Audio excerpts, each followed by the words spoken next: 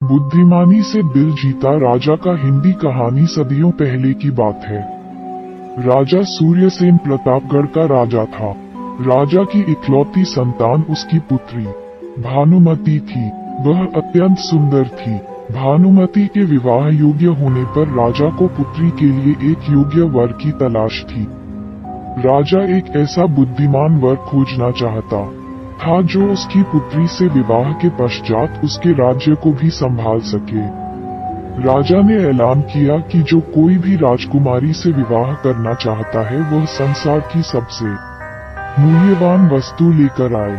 अनेक राजकुमार कई मूल्यवान वस्तुएं लेकर राजा के समक्ष उपस्थित होते रहते थे, किंतु राजा ने सबको नकार दिया। राजा को यकीन था कि एक दिन कोई न कोई योग्य युवक इस शर्त को जरूर पूरा करेगा। एक दिन उसी राजा के राज्य के एक गांव के किसान के पुत्र रघु को राजा के इस शर्त के बारे में पता लगा। रघु बहुत बुद्धिमान था। उसने विवेकपूर्ण तरीके से सोचा और फिर एक दिन 3 वस्तुएं लेकर राजा के दरबार में हाजिर हो गया।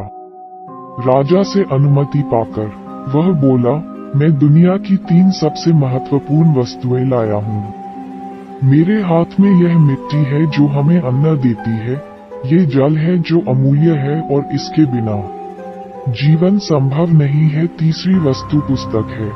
पुस्तकें ज्ञान का आधार होती हैं और ज्ञान के बिना सृष्टि का संचालन असंभव है। रघु की बुद्धिमत्ता से राजा प्रभावित हुआ और उसने भानुमति का विवाह उससे करके उसे राज्य का योग्य उत्तराधिकारी घोषित कर दिया। सार यह है कि बुद्धि, विवेक और ज्ञान से कठिन प्रश्नों का हल निकल जाता है।